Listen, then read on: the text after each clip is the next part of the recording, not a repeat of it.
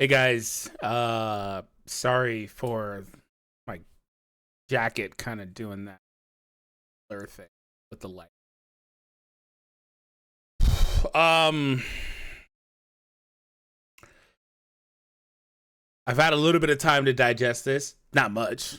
20 minutes. 7 o'clock. It's yeah, about 20 minutes. Um,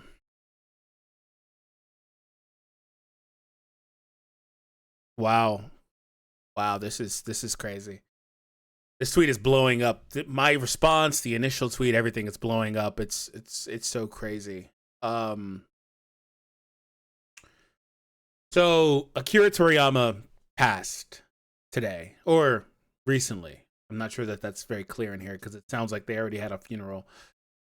Um, I wanted to kind of talk about that a little bit, and I've shared my own story with Dragon Ball before in the past. Maybe if you're not a longtime subscriber, because it's been a few years since I've done so, you haven't heard me talk about myself like that and some of the other stories that I've shared over the years with my own personal struggles in life and things like that.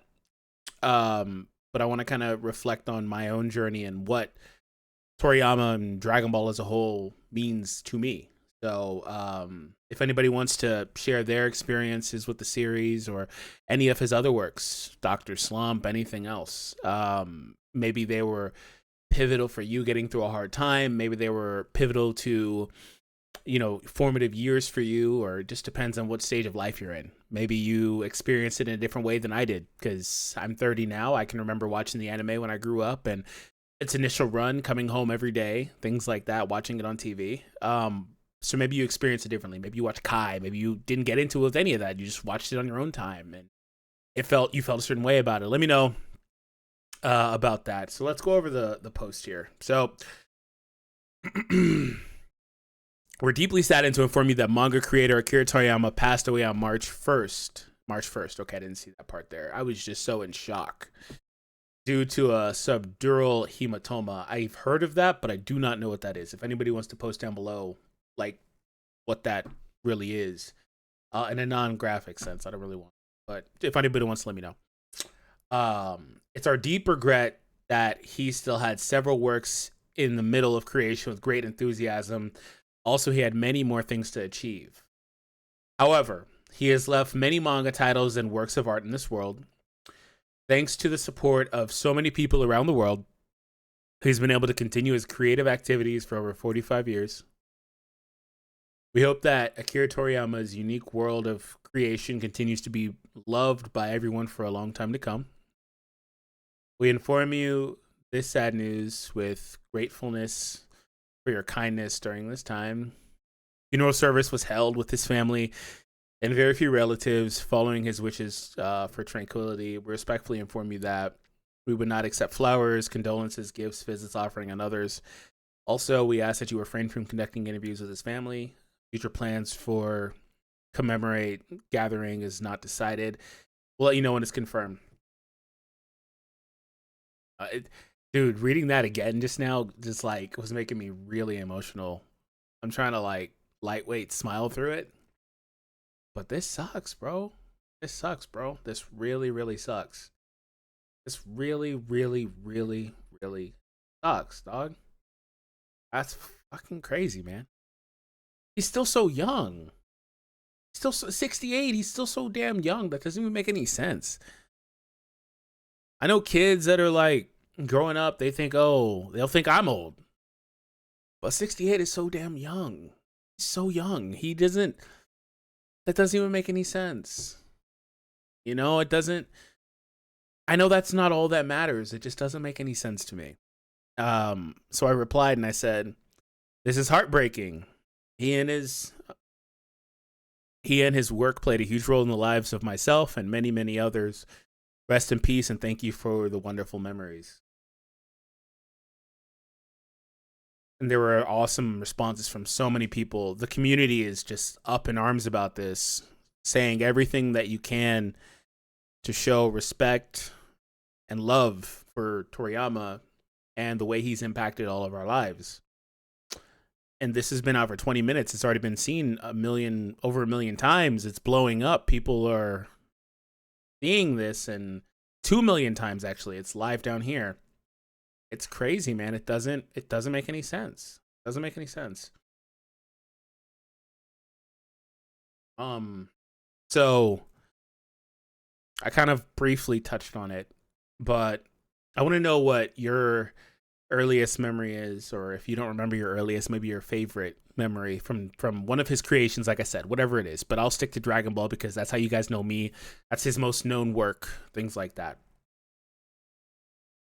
I just remember always, like I was saying earlier, coming home from school and the first thing I'm doing is I'm flipping and I'm going through to Toonami and Dragon Ball's on, and it's not always a new episode. It's oftentimes a rerun because they would do the thing where they play 20 episodes or whatever, then restart the whole damn thing again. And, they were doing that.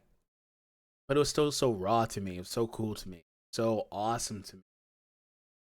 I don't draw anymore, but I used to always draw. I used to get art books. I used to get everything I could to draw his characters. I used to love drawing so much. And it was my thing. And I would create my own little comics, or manga, whatever you want to say, but just comics. I was that kid. I was deeply in love with it. And it was interesting for me because as a kid, my mom passed away when I was 9 years old, and I I don't have never really did have a great relationship with my father. Um Him and my mom weren't getting along, and I was just old enough to see it before she passed away. He said something about how she shouldn't have my youngest brother because it was going to kill her, and he said you might as well just die now, things like that. And I never respected him for that. And I mean, I can understand now as an adult why he may have felt that way. I would never. My mom made the decision that she did. Um, and Dragon Ball was there for me growing up. After that, when I had to shift to living with my dad and things like that, and my life was hectic, and I was the kid that loved this stuff. I it wasn't just Dragon Ball. It was Naruto. It was other series too, but I loved it. I loved it, and it was it was Beyblade. It was a bunch of different stuff growing up in the early 2000s. Um, Yu-Gi-Oh. I used to have so many Yu-Gi-Oh cards. um, but the key point is that he created something that I will forever have fond memories of as something that I was able to have as an escape that I could associate with myself and that I was deeply in love with. Oh, and that's kind of how I am now. Why I am how I am now. And I've chosen to, up till now, make a living on his work, which obviously wouldn't have been possible without him. When you start thinking about it from that perspective, it's even crazier. You Um, but there's a huge gap in between now and then, in terms of like when I was a kid to nowadays, right? And I always found a way to get my hands on whatever game it was, whether I bought it or stole it or whatever it was, because I was a badass kid. And I was always on, always on. And I remember around 2013, 2012, whenever Battle of Gods was coming back, and just seeing that, it was so seeing that it was coming back and that he was continuing his work, and the announcement for Super a couple years later, and I don't know, man. I just want to say one little final thing. Rest in peace, Goat. Seriously impacted my life in a positive way, the lives of so many other people as well. I think that I could continue to share stories, but I don't want to do that. I want this video to end. I think that his work will continue to live on indefinitely. You may or may not have been a fan of Dragon Ball as a series. If this video reaches outside of my target demographic, you may or may not have been a fan of his works. But the work that he did and the content he put out was integral to what anime, manga, all of it has been able to blow up into.